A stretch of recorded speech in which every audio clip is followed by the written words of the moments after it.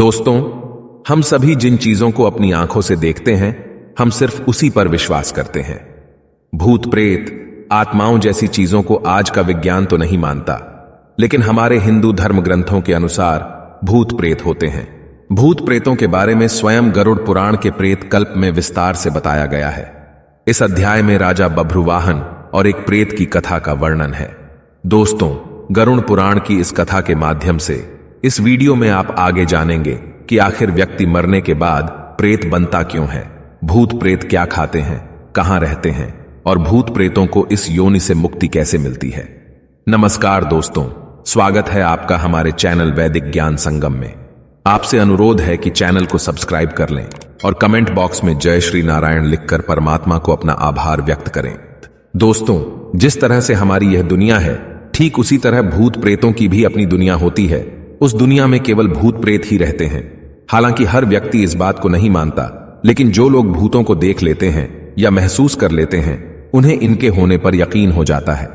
गरुड़ पुराण के अनुसार भूत प्रेत वही लोग बनते हैं जिनकी कोई आखिरी इच्छा अधूरी रह जाती है या जिन लोगों का अंतिम संस्कार विधि सम्मत नहीं किया जाता। ऐसे मनुष्यों की आत्मा को शांति नहीं मिलती और ऐसे ही मनुष्य मरने के बाद प्रेतयोनि में अनंत काल तक भटकते रहते हैं। शास्त्रों में लिखा है कि जो व्यक्ति भूखा, प्यासा, संभोग सुख से विरक्त, राग, क्रोध, द्वेष, लोभ, वासना आदि अतृप्त इच्छाएं लेकर मृत्यु को प्राप्त होता है, तो वो अवश्य ही भूत बनकर भटकता है। इसके अलावा जो व्यक्ति दुर्घटना, हत्या, आत्महत्या आदि से मरा है, वह भी भूत बनकर भटकता है। ऐसे व्यक्तियों की आत्माओं को तृप्त करने के लिए श्राद्ध और तर्पण किया जाता है। जो लोग अपने स्वजनों और पितरों का श्राद्ध और तर्पण नहीं करते, वे उन्हीं आत्माओं द्वारा परेशान किए जाते हैं। दोस्तों, भूतों को खाने की इच्छा अधिक होती है और उन्हें प्यास भी अधिक लगती है, लेकिन तृप्ति कभी भी नहीं मिल पाती।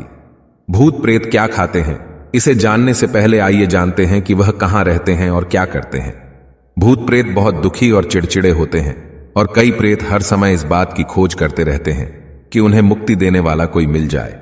ये कभी अपवित्र घर में तो कभी जंगल में भटकते रहते हैं। ज्यादा शोर, उजाला और मंत्र उच्चारण से यह दूर भागते हैं। इसीलिए इन्हें कृष्ण पक्ष ज्यादा पसंद है और 13, 14 तथा अमावस्या को ये अधिक सक्रिय रहते हैं। भूत प्रेत उन स्थानों पर आते जाते रहते हैं जिन स्थानों से मृतक का अपने जीवन काल में संबंध रहा होता है। इसीलिए बहुत दिनों से खाली पड़े घर में या बंगले में भूतों का वास हो जाता है। दोस्तों, भूत प्रेत आखिर खाते क्या हैं? यह सवाल काफी रोचक है। इसका एक सीधा जवाब नहीं है, क्योंकि भूत प्रेत का अस्तित्व ही विवादास्पद है। अगर हम माने कि भूत प्रेत सच में होते हैं, तो उनके खाने से संबंधित कुछ मान्यताएं हैं जो समय, स्थान और संस्कृति के अनुसार अलग अलग है। कुछ लोग मानते हैं कि भूत प्रेत मिठाई पसंद करते हैं, क्योंकि मिठाई में प्राण होता है जो उनके लिए प्रलोभन होता है। कुछ मानते हैं कि भूत प्रेत मांस, मदिरा, रक्त, कीड़े, मल, मूत्र, पसीना, लार, रोना, हंसना, सपना, प्रेम, सेक्स, सुंदरता पसंद करते हैं, क्योंकि उनके पास इनमें से कुछ भी नहीं होता। जबकि कुछ मानते हैं कि भूत प्रेत कुछ भी नहीं खाते, क्योंकि उनके पास शरीर नहीं होता और वे केवल मानसिक संतुष्टि के लिए खाने की चाहत रखते हैं, लेकिन ये मानसिक संतुष्टि उन्हें कभी नहीं मिलती। लेकिन अगर गरुड़ पुराण की बात करें, तो इसका सटीक उत्तर अध्याय 7 के प्रेत कल्प में मिलता है, जिसमें एक प्रेत ने एक राजा को भूत प्रेत क्या क्या खाते पीते हैं इसका वर्णन किया है। तो दोस्तों, अब आइए गरुड़ पुराण में लिखित त्रेता युग की उस कथा को जानते हैं, जिसमें एक प्रेत ने एक राजा को प्रेत योनि से जुड़े आश्चर्यजनक तथ्य बताए हैं, जिसे जानने के बाद आपको भी अपने प्रश्नों के सारे उत्तर मिल जाएंगे। दोस्तों, एक बार पक्षीराज गरुड़ ने भगवान विष्णु से पूछा कि हे प्रभु, किन कर्मों के कारण मनुष्य मृत्यु के बाद प्रेत योनि को प्राप्त होता है? प्रेत योनि में उसे क्या क्या कष्ट मिलते हैं और प्रेत योनि में वह क्या खाता पीता है? कृपया कर विस्तार से बताएं।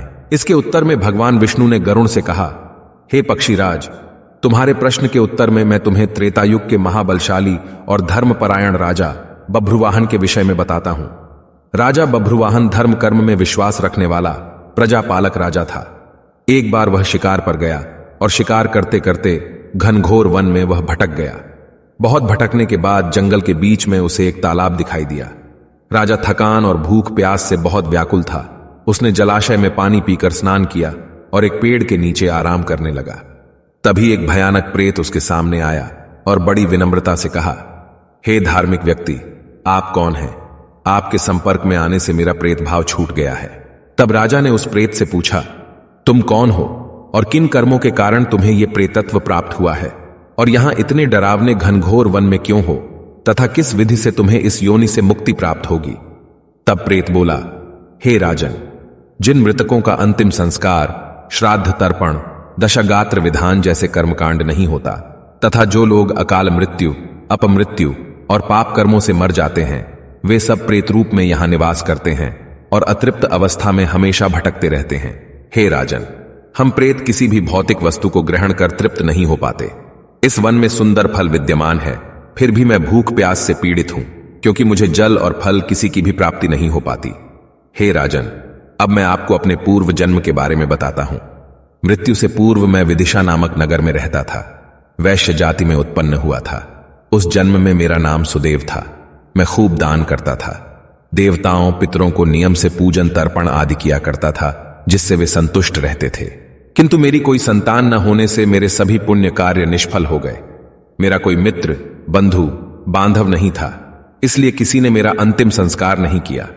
इस कारण मुझे प्रेत योनि की प्राप्ति हो गई और मैं अनंत काल से इसी योनि में भटक रहा हूं। मुझे भूख और प्यास तो लगती है, लेकिन मैं तृप्त नहीं हो पाता। हमेशा भूख शांत करने के लिए इधर उधर भटकता रहता हूं। अब मैं आपको एक मणि दे रहा हूं। उससे प्राप्त धन से उत्तम ब्राह्मणों को आमंत्रित करके विधि विधान से मेरे निमित्त औधर्व दैहिक क्रिया का अनुष्ठान करके मुझे प्रेत योनि से मुक्ति दिलाइए। इतने में राजा को ढूंढते हुए सेना भी आ गई और राजा वापस आकर प्रेत के बताए अनुसार प्रेत के नाम से अंतिम संस्कार व अन्य क्रिया संपन्न की। सारे संस्कार पूरा होते ही वह प्रेत तत्काल स्वर्ण के समान देह वाला हो गया। उसने राजा के सामने उपस्थित होकर उसे प्रणाम किया। उसने राजा बभ्रुवाहन की दयाशीलता की प्रशंसा करते हुए उनके प्रति घोर कृतज्ञता व्यक्त की और उसके बाद वह अपने पुण्य कर्मों के फल स्वरूप तत्काल स्वर्ग चला गया। दोस्तों, इस कथा से एक यह बात भी पता चलती है कि मृत व्यक्ति के निमित्त उसके परिवार वाले ही नहीं, बल्कि कोई भी अंतिम संस्कार की क्रिया को संपन्न करा सकता है। दोस्तों, उम्मीद करता हूं आपको समझ में आ गया होगा कि मनुष्य प्रेत कैसे बनता है, प्रेत क्या खाते हैं, कहां रहते हैं, क्या कष्ट झेलते हैं और उनके मुक्ति का उपाय क्या है।